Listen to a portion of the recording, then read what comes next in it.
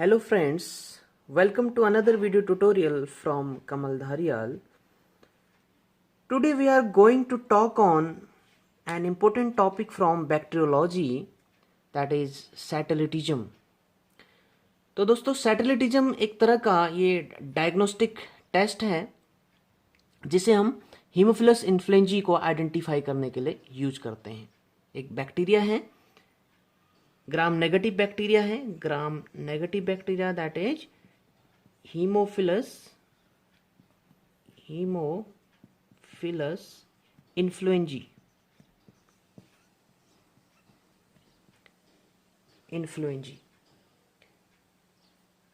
Clear.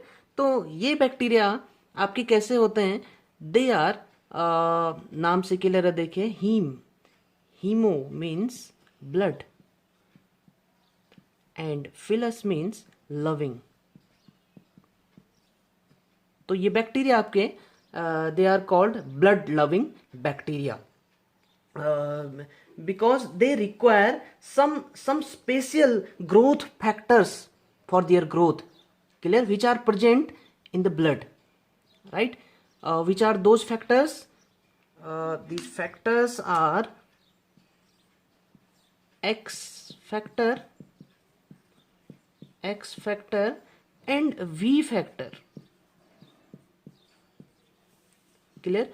तो Haemophilus influenzae ये जो बैक्टीरिया है इसकी ग्रोथ के लिए एक्स फैक्टर और वी फैक्टर का होना बहुत जरूरी है, क्लियर। ये इन्हीं फैक्टर्स की प्रेजेंस में ये बैक्टीरिया आपका अच्छे से ग्रो करता है, क्लियर। तो ये फैक्टर आपके कहाँ अवेलेबल होते हैं? ये आपके ब्लड में अवेलेबल होते हैं, इसीलिए ये बैक्टीरिया आपका ब्लड में ग्रो करता है, क्लियर। तो अगर हम बात करें कि हम लैब में इस बैक्टीरिया को आर्टिफिशियली इस बैक्टीरिया को हम कैसे ग्रो करते हैं, क्लियर। तो आपको पता है कि हम लेबोरेटरी में एक ऑर्डिनरी मीडिया यूज करते हैं, दैट इज ब्लड अगर। तो हीमोफिलस इन्फ्लुएंजी को हम इसमें ग्रो कर सकते हैं, बट आपको पता है कि जब जो हम ब्लड अगर यूज करते हैं उस ब्लड अगर पे हम सी ब्लड यूज करते हैं। किसका ब्लड? सी ब्लड यूज करते हैं। And you should know that the C blood contains an enzyme NADH enzyme, clear. ये क्या करता है? Which destroy the V factor,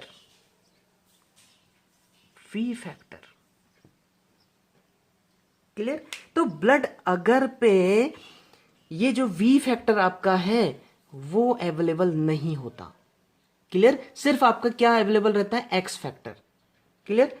और अवेलेबल क्यों नहीं होता वो हमने बता दिया, क्योंकि हम सी ब्लड यूज करते हैं और सी ब्लड में आपका क्या प्रेजेंट होता है? NADH एंजाइम प्रेजेंट होता है जो वी फैक्टर को क्या कर देता है?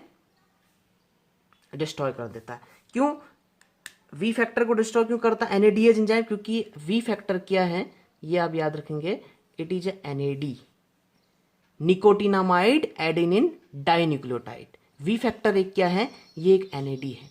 और एक्स फैक्टर क्या है? दैट इज हेमिन,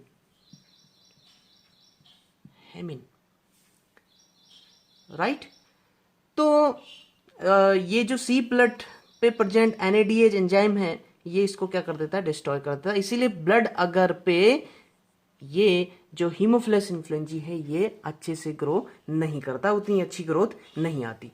तो अब आप ब्लड अगर पे इसकी ग्रोथ को कैसे आइडेंटिफाई करेंगे वही हम डिस्कस कर रहे हैं आगे, राइट।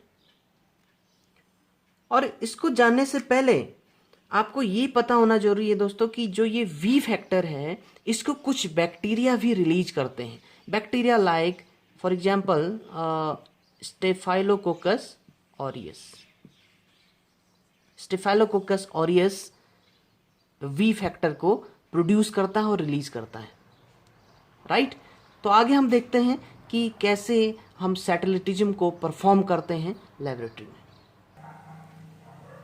तो देखिए बहुत सिंपल सा है, आपको क्या करना है, आपने एक कल्चर मीडिया लेना है, कौन सा, ब्लड अगर, ये आपने क्या लिया, ब्लड अगर आपने लिया।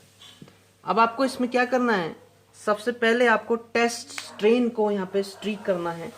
टेस्ट स्ट्रेन मीन्स जिसके लिए आप कर रहे हैं, हीमोफिलस इन्फ्लुएंजा के लिए आप कर रहे हैं, राइट। तो आपने टेस्ट स्ट्रेन को क्या किया, स्ट्रीक कर दिया, लाइक दैट,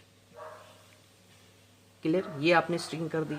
उसके बाद फिर आप एक स्ट्रीक और करेंगे, किसकी, इसके परपेंडिकुलरली, क्लियर, इन इस स्ट्रीकिंग लाइंस के परपेंडिकुलरली आप क्या करेंगे, एक स्ट्रीकिंग और करेंगे, दैट इज ऑफ, ये किसकी है, स्टेफाइलोकोकस ऑरियस की, क्लियर, परपेंडिकुलरली आपने स्ट्रीक किया और कल्चर प्लेट को आपने बंद किया और इंक्यूबेटर पे आपने रख दिया at the temperature of 37 degree Celsius, 37 degree Celsius for 18 to 24 hours, 18 to 24 hours.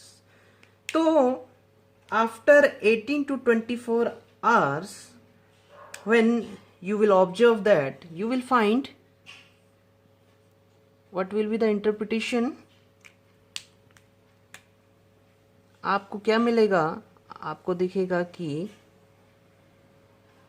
ये जो स्ट्रीक आपने किया है, ये स्टेफाइलोकोकस ऑरिस की जो स्ट्रीकिंग की है आपने, क्लियर, तो इसके आसपास ये जो आपने स्ट्रीकिंग की है किसकी, ये स्टेफाइलोकोकस ऑरिस की है, और ये जो टेस्ट स्ट्रेन की आपने स्ट्रीकिंग की है, तो इसके अराउंड जो कॉलोनी है, इसके आसपास आपको बड़ी कॉलोनी मिलेंगी, लार्ज कॉलोनी आपको विजिबल होंगी। जैसे जैसे इससे दूर जा रही हैं, जैसे जैसे आप इससे दूर जा रहे हैं, ये कॉलोनी आपकी छोटी छोटी होती चली जाएंगी, इस तरह से इससे दूर आपको छोटी कॉलोनी मिलेंगी, और इसके आसपास आपको इस स्ट्रीक के पास, just adjacent to the streak of Staphylococcus aureus, you will find the large colonies will appear, the large colonies of Haemophilus influenzae। तो अगर इस तरह का ऑब्जर्वेशन है, क्लियर, अगर इस तरह की फाइंडिंग है, तो आपको क्लियर हो जाएगा कि the test strain is of Haemophilus influenzae। अब ऐसा क्यों हुआ, सवाल ये पैदा होता है कि ऐसा क्यों हुआ। ऐसा इसलिए हुआ क्योंकि जो स्टेफाइलोकोकस ऑरियस, स्टेफाइलोकोकस आपका, staphylococcus aureus V factor produce करता है, क्लियर, जिसकी वजह से क्या हो रहा है, जिसकी वजह से जो हीमोफिलस, उसको क्या, क्योंकि हीमोफिलस इन्फ्लुएंजा को दोनों फैक्टर चाहिए, उसको एक्स फैक्टर भी चाहिए और वी फैक्टर की भी रिक्वायरमेंट होती, क्लियर। तो जब दोनों फैक्टर उसको एडिक्वेट अमाउंट में मिलेंगे तो तब उसकी ग्रोथ अच्छी आती है, क्लियर। तो यहां से वी फैक्टर कहां से मिल रहा है उसे, इस स्टेफाइलोकोकस ऑरियस से जब उसको वी फैक्टर मिला तो उसके अराउंड वो हैप्पी हो गया, right. These colonies are happy colonies, clear. इसके अराउंड जो कॉलोनी है ये आपकी हैप्पी कॉलोनी है, क्लियर, ये हैप्पी कॉलोनी है क्योंकि इनको दोनों फैक्टर मिले, राइट। और जैसे जैसे उससे दूर जा रहे हैं, आपका वी फैक्टर की कमी होते चली जा रही है, तो कॉलोनी आपकी अच्छी नहीं आ रही है, छोटी कॉलोनी हो रही है, राइट। या तो ग्रोथ आएगी नहीं, या आएगी भी तो बहुत छोटी ग्रोथ आएगी, clear. So this is called satellitism, this phenomena is called satellitism, clear. तो इससे आपको क्लियर हो जाएगा कि बैक्टीरिया क्या है, हीमोफिलस इन्फ्लुएंजा है, राइट। तो ये हीमोफिलस इन्फ्लुएंजा जो बैक्टीरिया है दोस्तों, ये एक कैप्सुलेटेड बैक्टीरिया है, ग्राम नेगेटिव बैक्टीरिया है, और ये मोस्टली पायोजेनिक मेनिंजाइटिस कॉज करता है बच्चों में, 2 साल से कम एज की बच्चों में, लेस देन 2 years के बच्चों में ये पायोजेनिक मेनिंजाइटिस कॉज करता है, which is followed by subdural effusion, followed by subdural effusion,